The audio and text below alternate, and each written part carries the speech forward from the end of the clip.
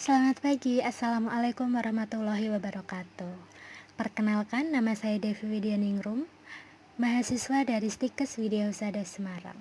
Di sini, kita akan belajar bersama-sama mengenai apa itu COVID-19.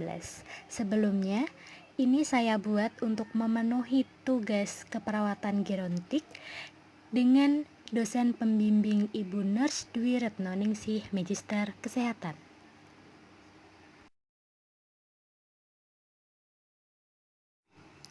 Penyuluhan kesehatan mengenai COVID-19.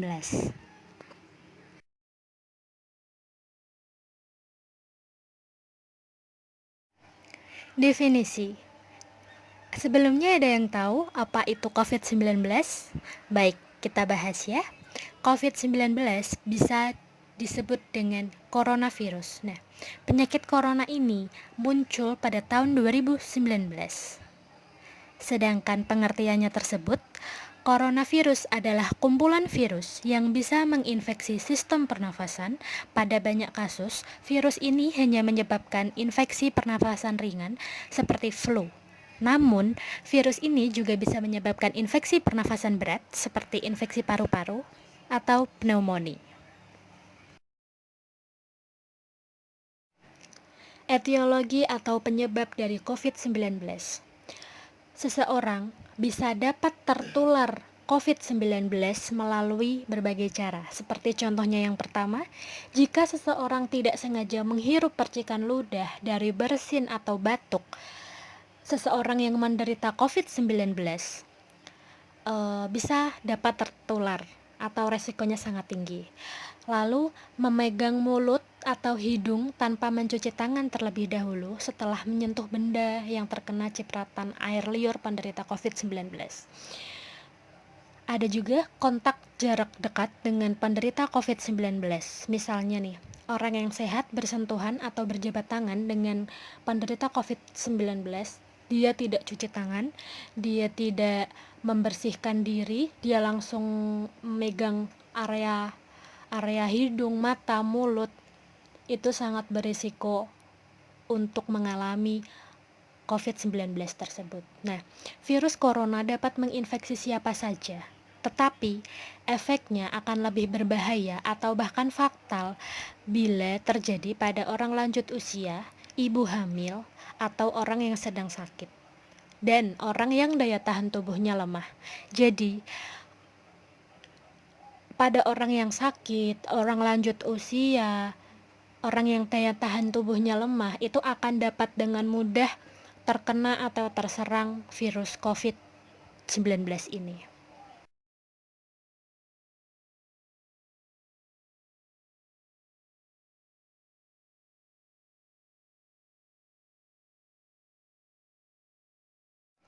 Lalu, bagaimana cara pencegahan COVID-19? Padahal kita hidup bermasyarakat, kita hidup butuh orang. Baik, kita pelajari lagi lebih dalam ya. Yang pertama, sementara hindari berpergian ke tempat-tempat umum yang ramai pengunjung atau social distancing. Jadi pemerintah saat ini sedang menerapkan social distancing atau kita dilarang berpergian ke tempat ramai, kita harus berjaga diri dan berdiam diri di rumah. Segala aktivitas kita lakukan di rumah. Yang kedua, gunakan masker saat beraktivitas di tempat umum atau keramaian. Jadi, tidak menutup kemungkinan untuk kita apabila kita harus mendadak untuk pergi. Misalnya kita ada bahan masakan yang habis di rumah, kita harus pergi. Nah, saat kita pergi, kita harus menggunakan masker. Ingat, masker menutupi mulut dan hidung. Yang ketiga, rutin mencuci tangan dengan air sabun atau hand sanitizer. Nah, untuk cuci tangan yang paling efektif sebenarnya adalah cuci tangan menggunakan sabun. Tapi jika misalnya kita berpergian, terus kita habis belanja, kita bisa kok bawa hand sanitizer, terus kita, dan kan nggak mesti di tempat ramai banyak banyak sabun, banyak air mengalir juga. Nah, kita bisa menggunakan hand sanitizer saat di luar, dan saat di rumah kita bisa mencuci tangan kita dengan menggunakan sabun dan air mengalir. Meningkatkan daya tahan tubuh dengan pola hidup sehat. Nah, seperti ini dengan kita bisa meminum vitamin, lalu kita bisa berolahraga kecil di depan rumah atau di halaman rumah, istirahat yang cukup, jaga pola makan, seperti itu. Jangan menyentuh mata, mulut, hidung sebelum mencuci tangan. Jadi misal kita habis berjabat tangan dengan orang lain, kita tidak tahu virus itu tidak tahu bentuknya seperti apa, besarnya seperti apa. Nah, tiba-tiba nanti kita sakit aja. Nah, untuk menghindari sakit tersebut, kita mengusahakan, misal kita habis ngapain, kita habis megang benda apa, kita habis berjabat tangan dengan orang lain, jangan sampai kita, kalau bisa ya, jangan sampai kita menyentuh bagian area tubuh kita maupun mata, mulut, hidung atau apapun sebelum kita mencuci tangan. Jadi itu lebih amannya kita mencuci tangan dulu, baru kita bisa bebas melakukan apa untuk keseharian kita. Lalu ada juga pencegahannya dengan untuk menutup mulut dan hidung menggunakan tisu saat batuk atau bersin. Nah, kalau misalnya nih kalian batuk atau bersin, biar orang lain tuh tidak tertular, misalnya kayak kita tuh harus jaga diri juga kan, kita harus menjaga kesehatan orang lain. Nah, alangkah baiknya kita, misal kita nggak pakai masker, kita bisa menutup mulut dan hidung saat kita sedang bersin atau batuk. Nah, tisu yang bekas menutup itu bisa langsung kita buang ke tempat sampah. Ingat, ke tempat sampah. Jangan sekali-kali membuang sampah sembarangan. Lalu yang terakhir, hindari berdekatan dengan orang yang sedang sakit demam, batuk, pilek. Nah, kalau misalnya nih, kita kan nggak tahu nih, dia demam bukan mesti karena dia terkena virus corona ini, bukan. Cuman kita lebih baik berjaga-jaga karena kita tidak tahu daya imun kita seperti apa, kekebalan tubuh kita seperti apa. Jadi kita lebih baik waspada. Kita misalnya kita habis jenguk nih saudara kita, kalau bisa jangan, cuman kalau misalnya kita harus jenguk, kalau bisa sebelum dan setelah menjenguk harus mencuci tangan. Jaga kebersihan benda yang disentuh seperti kebersihan lingkungan. Jadi kalau misalnya nih setiap kalau bisa setiap hari itu dilap supaya tidak ada debu, tidak ada kotoran yang menempel, seperti itu.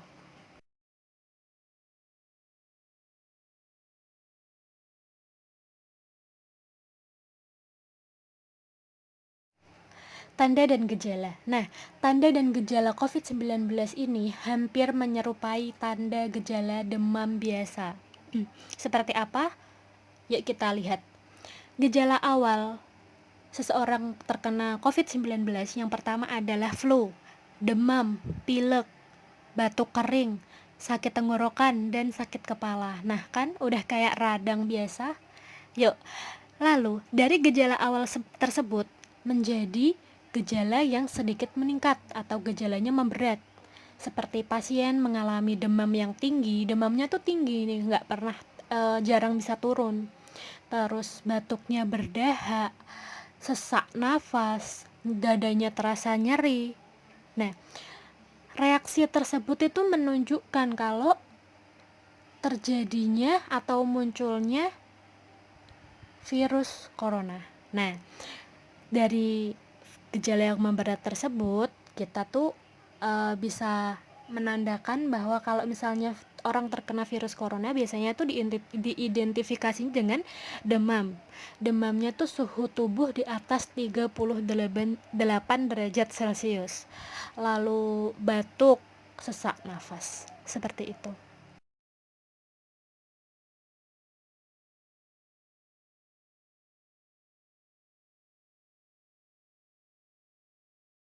Komplikasi. Nah, sekarang kita udah masuk ke tahap komplikasi COVID-19.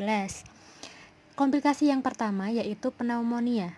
Kenapa bisa pneumonia? Nah, pneumonia sendiri merupakan penyakit yang menyerang pada sistem pernafasan mulai dari hidung sampai paru-paru. Kalau misalnya pneumonia pada umumnya itu disebabkan oleh virus dan bakteri. Nah, berbeda dari virus pneumonia yang lain, virus yang diderita oleh penyakit corona ini, pneumonianya disebabkan oleh virus SARS-CoV-2 yang bisa menyebabkan pneumonia yang bersifat akut. Yang kedua, ada infeksi sekunder pada organ lain, seperti pada organ pernafasan dan pencernaan, karena orang yang identik terkena COVID yaitu orang yang sesak nafas dan tenggorokannya kering. Jadi dia tuh butuh butuh asupan nutrisi yang banyak. Yang ketiga ada gagal ginjal. Yang keempat ada acute cardiac injury. Nah, acute cardiac injury ini merupakan sindrom koroner akut yang menggambarkan kondisi di mana aliran darah menuju jantung berkurang secara drastis. Jadi tuh aliran darah kita menuju jantung itu berkurang secara tiba-tiba yang mengakibatkan bisa mengalami nyeri dada yang berat. Terus nyerinya itu bisa menjalar hingga ke lengan dan bisa menyebabkan mual muntah serta harus cepat mendapatkan penolongan dari tim medis.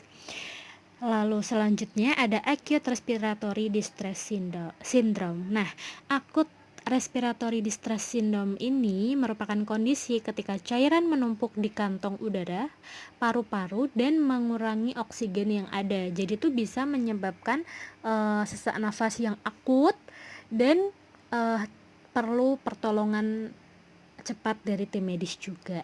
Lalu yang terakhir ada kematian. Nah, identik dengan virus corona ini yang ditakutkan masyarakat pasti nanti ujung-ujungnya akan mati seperti itu. Jadi itu jika misalnya kan kalau misalnya ada tuh orang yang terkena corona ini tuh dia tidak menyadari kalau itu corona, enggak, dia tuh nggak menyadari soalnya gejalanya tuh sama seperti gejala penyakit biasa. Jadi tuh tiba-tiba dia mengalami sesak, dia nggak sadar, dia cuman sesak aja, dia nggak mau periksa, lalu dia mengalami infeksi kayak misalnya dia batuk juga dia nggak periksa, tahu-tahu udah parah, bisa menyebabkan kematian karena tidak cepat mendapatkan pertolongan seperti itu.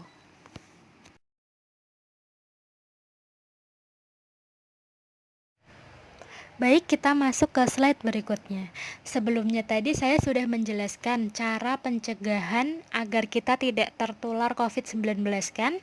Salah satunya ada dengan cara cuci tangan. Nah, sebelumnya saya akan jelaskan dulu.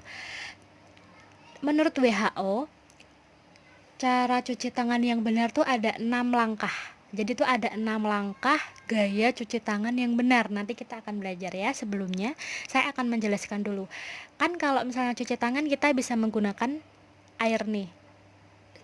Tapi kita juga bisa menggunakan hand rub. Jadi tuh kalau hand rub itu antiseptik atau bisa kalian sebut hand sanitizer. Nah, kalau kalian menggunakan hand rub, kita bisa efektif dalam waktu 20-30 detik. Jadi itu waktu cuci tangannya 20-30 detik. Nah, kalau kita menggunakan hand wash atau air dan sabun, waktunya 40-60 detik ya, seperti itu. Nah,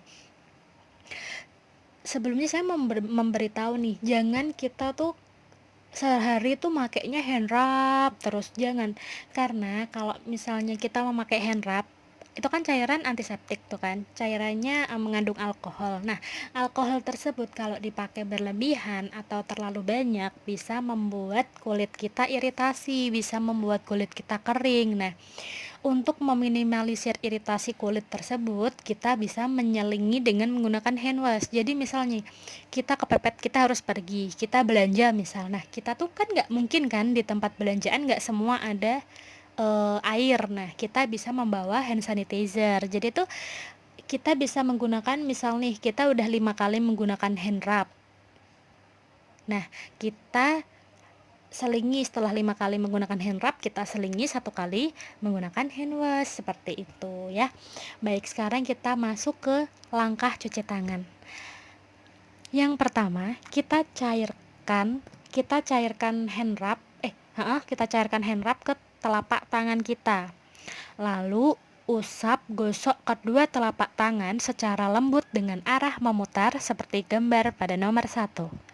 Yang kedua, usap dan gosok juga kedua punggung tangan secara bergantian. Jadi punggung tangannya digosok-gosok seperti itu ya. Lakukan dalam hitungan tuh dalam hati aja, 1, 2, 3, 4, 5 seperti itu.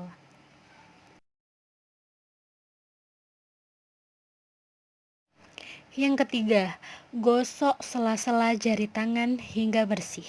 Jadi itu sela-sela jari tangannya itu digosok-gosok juga, diingat hitung dalam hati 1, 2, 3, 4, 5 seperti itu. Dalam hati aja, nggak usah diomongin. Nah, seperti gambar yang nomor 3. Yang keempat, bersihkan ujung jari secara bergantian dengan posisi saling mengunci. Jadi itu jari yang sebelah kanan nih ditekuk, diarahkan ke atas, lalu yang sebelah kiri itu ditekuk mengarah ke bawah, lalu dikunci dan digosok ke kanan kiri. Nah, seperti itu. Seperti gambar nomor 4.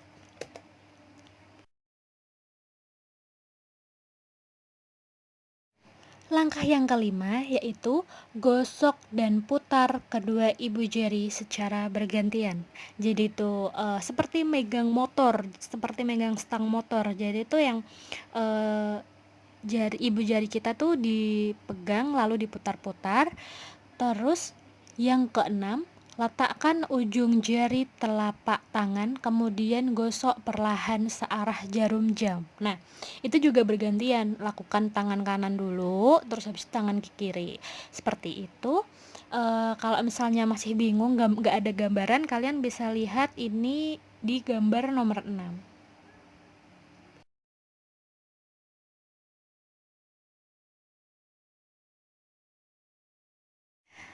Baik, sekarang penjelasan dan penyuluhan sudah selesai, materi juga sudah saya sampaikan.